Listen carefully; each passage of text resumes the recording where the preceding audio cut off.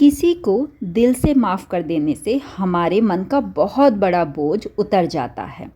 आज के वीडियो का 2 पार्ट है। फर्स्ट पार्ट में मैंने कुछ होम हैक्स शेयर किए हैं और सेकंड पार्ट में इसी से रिलेटेड कुछ बातें कर रही हूँ। टिप नंबर 1, कभी अचार अगर इस तरह से ड्राई हो जाए और फिर उसका टेस्ट नहीं आता, तो आप इसको टेस्टी बनाने के लिए कढ़ाई में सरसों का तेल लगभग 200 ml गरम कीजिए, इतना कि उससे धुआं निकलने लग जाए और उसके बाद उसको ठंडा होने के लिए छोड़ दीजिए। ठंडा होने के बाद इसको आपको पिकल में अच्छे से चारों तरफ फैला देना है। निकालने की ज़रूरत नहीं है, क्योंकि जितनी बार आप पिकल को बाहर निकालेंगे उसमें मॉइस्चर लगेगा, ख़राब होने के चांस हैं। और बस इसको आप कवर करके 2 दिन के लिए रख दीजिए। इसका टेस्ट वापस आ जाएगा और अलग से कुछ आपको एफ़र्ट नहीं डालना पड़ा। किचन में एक इस तरह की लंबी पॉलीथीन कट करके ज़रूर रखिए। इसके बहुत सारे फ़ायदे हैं। जैसे कि कभी हम मार्केट से शुगर लाते हैं, उसमें पता नहीं कुछ धूल या पाउडर क्या रहता है, आई डोंट नो। उसको अगर आप इस तरह से चाल देंगे तो शुगर अच्छे से साफ़ हो जाती है। और सबसे ज़्यादा डर लगता है कि उसमें ना केमिकल ना हो या डस्ट ना हो। इसी तरह चाय पत्ती का जो लास्ट का बुरादा होता है वो हमारी चाय का टेस्ट ही ख़राब कर देता है। तो इस तरह से ये पॉलीथीन ना आपको बहुत यूज़ आएगी। इसी तरह वेजीज़ वगैरह क्लीन करने में। ये जो चाय पत्ती, इसको आप फेंके मत, या तो आप प्लांट्स में डाल दीजिए, या इवन जब चाय बना रहे हैं तो इसको यूज़ कर सकते हैं। लेकिन उस समय आप छन्नी यूज़ ना करें, एक कॉटन का कपड़ा यूज़ करें। चाय पत्ती आपके चाय में नहीं आएगी। नमकीन में भी जो लास्ट की बची हुई होती है उसमें बहुत सारा नमक होता है। अगर आप हाथ में लेंगे तो वो हाथ में आपको चिपकता हुआ भी दिखाई देगा, जिसकी वजह से नमकीन का वो टेस्ट नहीं रह जाता। तो आप इसको भी इसी तरह से चाल सकते हैं। नमक पूरा नीचे गिर जाएगा और आपकी नमकीन फिर से वापस वही टेस्ट की हो जाएगी। इवन नमकीन के जो छोटे पीसेस हैं वो मुंह में चिपकते हैं, वो भी अलग हो जाएंगे। आपकी नमकीन बैक टू ट्रैक आ गई। अब इस पॉलीथीन का फ़ायदा देखिए कि आप इसको आसानी से उठा के इसका कचरा फेंक सकते हैं और कहीं भी फोल्ड करके रख सकते हैं। घर में हम उतना ही मिल्क लेते हैं जितने की ज़रूरत हो, बट कभी कभी ऐसा हुआ कि हम बाहर चले गए, यूज़ नहीं हुआ, तो हम क्या करते हैं, इसकी दही जमा देते हैं। लेकिन वो भी 1 या 2 दिन ही शेल्फ़ लाइफ है। तो आप इसका कंडेंस मिल्क बना सकते हैं या खोआ बना सकते हैं। उसके और बहुत सारे यूजेस हैं, जैसे कि मिठाई या फिर कुछ और।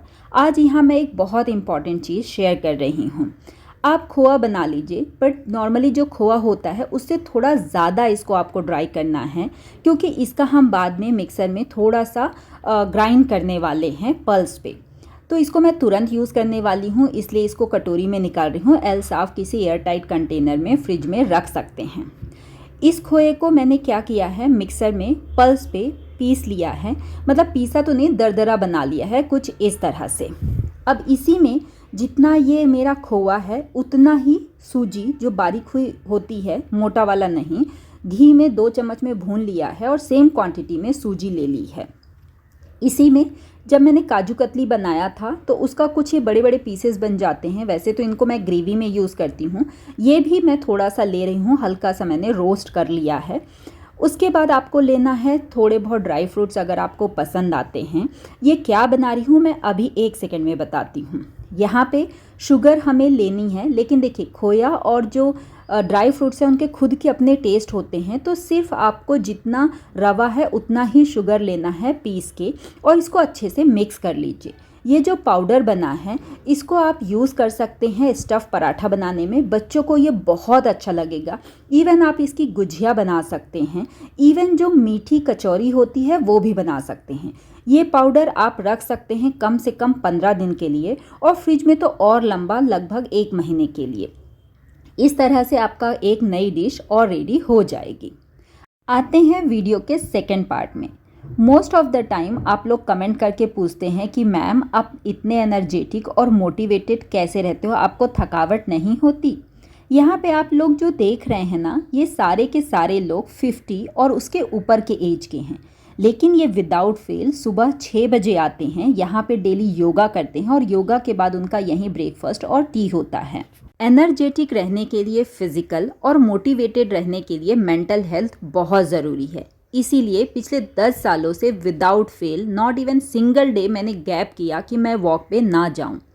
कभी कभी ऐसा होता है बहुत बारिश होती है तो मैं इस पहाड़ी पे नहीं आ पाती, लेकिन मैं मेक श्योर करती हूँ कि जहाँ भी जो भी एरिया मेरे घर के पास है मैं वहाँ पे वॉक पे चली जाऊँ। मैं डेली अपने आप को छोटा सा चैलेंज देती हूँ, कभी सीधे रास्ते से तो कभी चढ़ाई चढ़ के अपने आप को ये बताती हूँ कि डिफ़िकल्ट काम भी मैं कर सकती हूँ। है तो छोटी सी बात, लेकिन सबकॉन्शियसली ये मुझे मेंटली स्ट्रांग बनाते हैं। यहाँ पे दूर दूर तक कोई भी नहीं है जो आपके रहन सहन, आपके बोलने चलने के तरीके पे कमेंट करे, आपको जज करे। इस समय ना मुझे खुद से बातें करने का मौका मिलता है। अपना अच्छा बुरा मैं खुद ही पता कर पाती हूँ कि क्या सही है क्या गलत है, सोचने का मौका मिलता है। कभी तो ऐसा होता है कि बच्चे और पति स्कूल चले गए, आप अकेले बालकनी में बेड पे बैठ के अपने आप का एनालिसिस कर सकते थे कि आज का दिन कैसा है और आगे मुझे क्या प्लानिंग करके कौन सा काम करना है।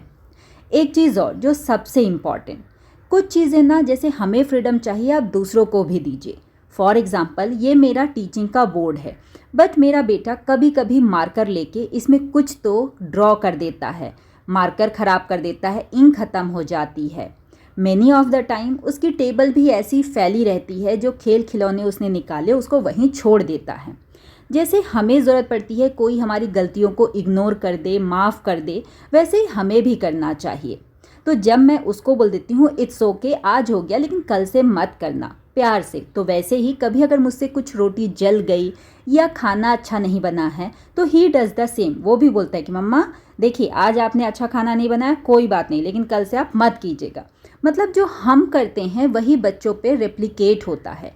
मैंने उसे माफ़ कर दिया, उसने वही सीखा तो उसने भी मुझे माफ़ कर दिया। मैंने यहाँ उसकी गलतियों को पॉइंट आउट किया, लेकिन सही तरीके से। थोड़ा सा दिल और बड़ा करके कभी कभी खुद को भी माफ़ करके देखिए।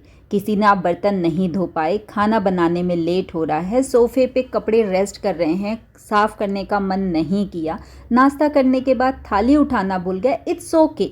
अपने आप को माफ़ कर देंगे ना तो एक सेल्फ रिस्पेक्ट आएगी खुद के लिए। Take care and bye bye.